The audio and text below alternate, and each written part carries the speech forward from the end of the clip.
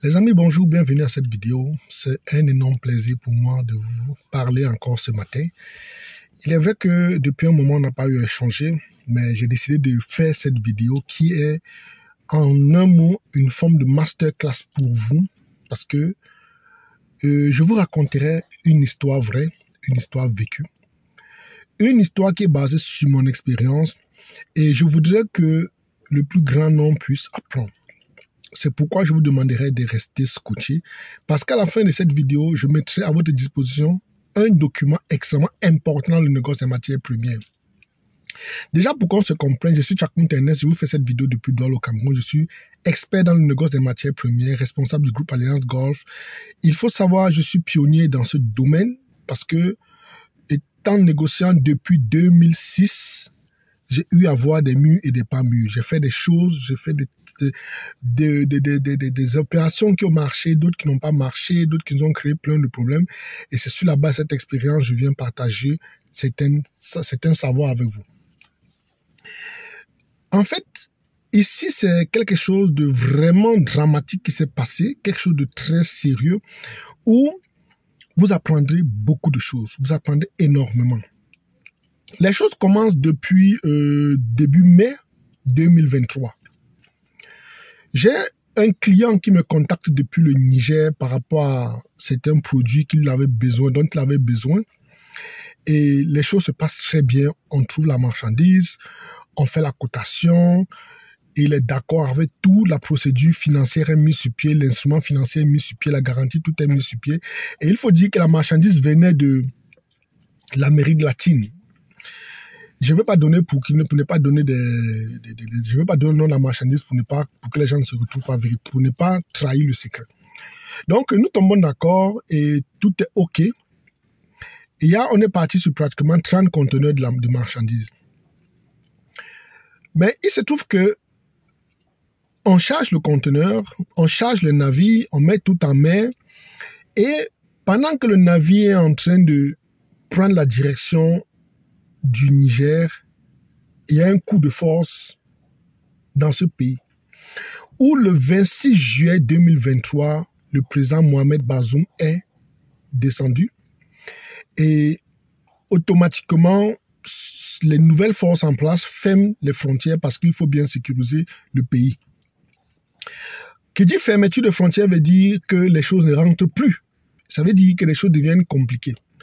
Et lorsque les frontières se ferment, naturellement, mon client au Niger m'appelle en catastrophe en disant, bon voilà, nous sommes en train de vivre quelque chose. Si la marchandise est en mer en train de venir et les frontières sont fermées, comment se passera la transaction? Ça, c'est tout en panique parce que la marchandise devrait s'arrêter à Cotonou, parce que c'était le port Cotonou qui était le port destiné. Ça devait s'arrêter à Cotonou, ça devenait compliqué. Et par là, nous avons commencé à réfléchir, réunion sur réunion. On appelle le fournisseur lui disant, bon voilà, étant donné qu'il n'avait pas encore perçu son argent, le pays a un problème. Et on est rentré dans la clause du contrat qui stipule le CFR, qui veut dire cas de force majeure. J'ai déclenché, je lui ai demandé de prendre en compte le cas de force majeure. Le fournisseur a sa marchandise en mer, l'acheteur ne peut pas le recevoir et l'acheteur a déclenché le processus, le vendeur n'a pas encore perçu, ça devient compliqué. Et pour ne pas rendre les choses faciles, la BCEAO rentre en jeu, qui veut dire Banque de Communauté, Banque centrale des États de l'Afrique de l'Ouest. La BCEAO rentre en compte et ferme sa représentation au Niger. Ça veut dire que les choses deviennent de plus en plus compliquées. Le Nigeria qui fournit jusqu'à 90% d'énergie au Niger décide de suspendre la fourniture d'électricité. Ça, c'est les sanctions qui commençaient déjà à rentrer en jeu. Et on se retrouve dans une situation où le pays devient de plus en plus en manque de liquidité parce que on est arrivé jusqu'au niveau où le bureau de la BCEAO au Niger ferme définitivement et ça suspend ses opérations. Ça sous-entend qu'il n'y a plus, il y a une crise de liquidité. Les fonctionnaires ne peuvent plus être payés. les banques sont fermées, il n'y a plus de financement de banques commerciales. La Banque centrale du Niger n'a plus de fonds, ne reçoit plus d'argent venant de la BCEAO. Ça devient extrêmement compliqué. C'est dire que tout se bloque. Entre-temps, la marchandise est en mer en train d'avancer. Le bateau ne connaît pas ce qui se passe. Maintenant, on se retrouve dans cette situation où tout est extrêmement bloqué. L'acheteur ne sait pas quoi faire. Le vendeur non plus ne sait pas quoi faire de la marchandise puisque c'est carrément en haute mer en train d'avancer. Pendant nos réunions, je leur ai dit, attendez, essayons de voir d'autres alternatives. Parce que la CEDEAO avait déjà déclenché la sanction contre le Niger. Et il y a des activités qui doivent se passer. On se rend compte que le Tchad n'a pas de problème. Il y a le Tchad, les pays limitrophes du Niger, le Tchad, la Libye, l'Algérie, le Burkina Faso. Et je pense, oui, ces pays n'avaient pas de problème. Mais comment faire passer la marchandise à partir de ces pays pour faire rentrer au Niger? Voilà un problème. Passer par la Libye, c'est trop compliqué. Passer par l'Algérie, c'est trop compliqué. Par le Tchad n'a pas de port, le Burkina Faso n'a pas de port. Il faut qu'on trouve une solution. Et c'est ici que le rôle du négociant entre véritablement en jeu. Parce que derrière, j'ai mes commissions que je vais recevoir. Si ça s'arrête là définitivement, je n'apporte aucune solution. Et je l'ai toujours dit, le négociant, c'est quelqu'un qui connaît un peu plus que les différentes parties. Il connaît un peu plus que l'acheteur et un peu plus le vendeur. J'ai pris le temps de réfléchir, j'ai bien réfléchi et c'est où j'ai proposé aux différentes parties qu'on devait passer en HSS. C'est-à-dire, la marchandise qui était destinée au port de Cotonou pour le Niger devait être vendue en haute mer. Exactement. Parce que déjà, mon acheteur ne savait pas qu'on pouvait vendre une marchandise en haute mer parce qu'il était étonné. Comment se fait-il qu'il me dit comment je peux dire qu'on veut vendre en haute mer? Le vendeur savait que, il existe des mécanismes de vente en haute mer, mais il n'était pas tellement à l'aise. Je lui ai dit de me faire confiance et c'est ainsi que je prends sur moi de vendre la marchandise. La première chose que je fais, c'est d'abord de connaître le trajet du navire. Le navire avec quel trajet? Quand on a pris le manifeste du navire, on s'est rendu compte que le navire devait s'arrêter à Anvers en Suisse, en Hollande, ensuite à Marseille, après à Casablanca et par la suite à Abidjan avant Cotonou. Ça veut dire qu'on avait une certaine marge de manœuvre. Et qu'est-ce que je fais? Je commence d'abord par aller sur le site pixasi.com. C'est ce qu'il faut connaître. À partir du site Pixasi, on connaît les plans des différents ports à travers le monde. Et c'est par là que nous, on va prendre le trajet du navire à partir d'Anvers, Marseille, Casablanca, Abidjan, Cotonou.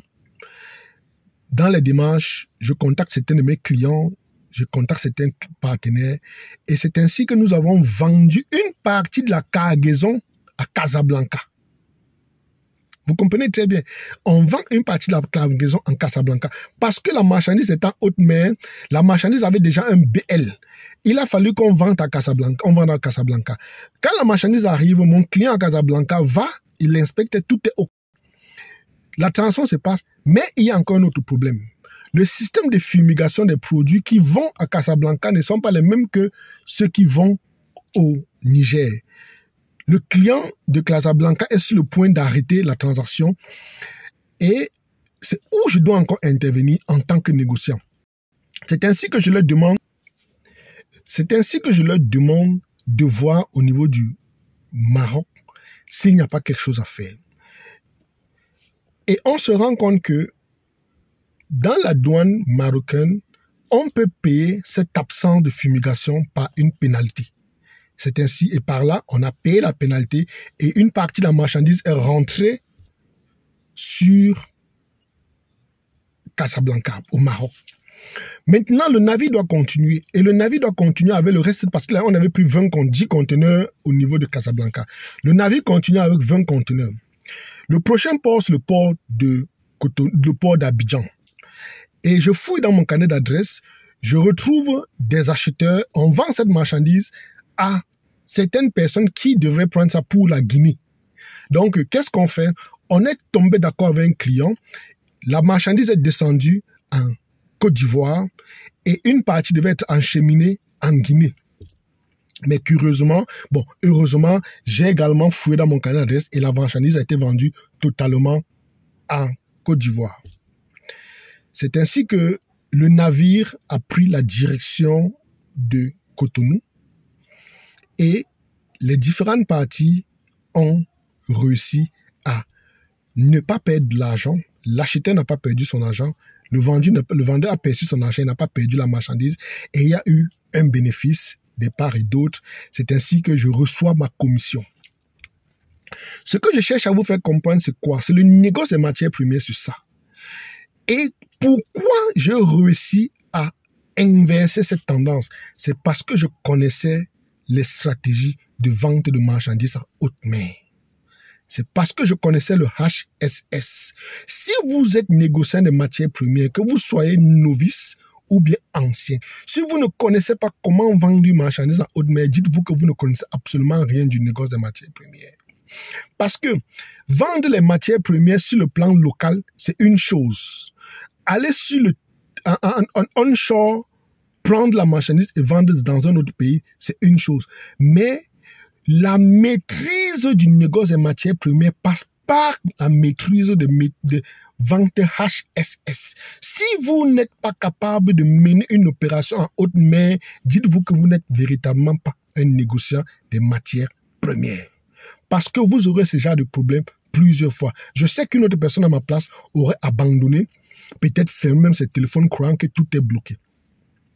C'est pourquoi je dis et je redirai encore, si vous avez suivi cette vidéo jusqu'ici, je vous donne cette chance unique d'apprendre ce qu'on appelle les HSS. Comment vendre une marchandise en pleine mer? Comment procéder à l'achat, au détournement d'un navire en haute mer? Comment solutionner? Parce qu'il faut le dire, vendre une marchandise en haute mer reste la meilleure option dans le négoce. Parce que lorsqu'une marchandise est vendue en haute mer, le prix est non seulement considérable, le délai d'exécution est court. Parce que la marchandise étant déjà en mer, on n'a plus le temps de faire des logistiques. Il faut juste mener la transaction et puis diriger le navire vers le port correspondant. C'est l'un des éléments pour lesquels je vous dis. Le 29, 30 et 31 août, j'organise de façon spéciale cette formation unique. Vous n'aurez jamais cela dans aucune école de commerce. Cette expérience que je vous ai donnée, vous ne l'aurez jamais dans aucune école de commerce. C'est des choses vécues. Et je partagerai avec vous autant d'exemples, autant de secrets dans le négoce des matières premières et la vente en haute mer. Ceci dit, si vous avez 990 €, nous vous donnons la chance de faire partie de notre réseau. Nous vous donnons la possibilité de pénétrer la première association de négociants africains. Je vous donne également la chance de partager mon savoir, de vous faire acquérir ce savoir qui a été pendant longtemps acquis, sur le terrain bien évidemment. Donc, pour cela, cliquez rapidement sur le lien qui figure dans la description, dans le descriptif de cette vidéo, ou vous nous contactez au plus 237 6 98 68 47 97. Si vous avez suivi cette vidéo jusqu'à la fin, je vous donne une occasion unique. Dans le descriptif de cette vidéo, dans le commentaire de cette vidéo, mettez votre email. Je vous enverrai un document essentiel dans l'exécution des contrats de négoce en HSS. C'était votre promesse, je vous l'ai dit au début. Si vous avez suivi jusqu'ici, mettez votre email dans le descriptif de cette vidéo et nous ferons parvenir ce document unique et exceptionnel qui est extrêmement important dans le négoce des matières premières, essentiellement en HSS. C'était Ernest Chakounté, je vous aime, Alafia, à bientôt.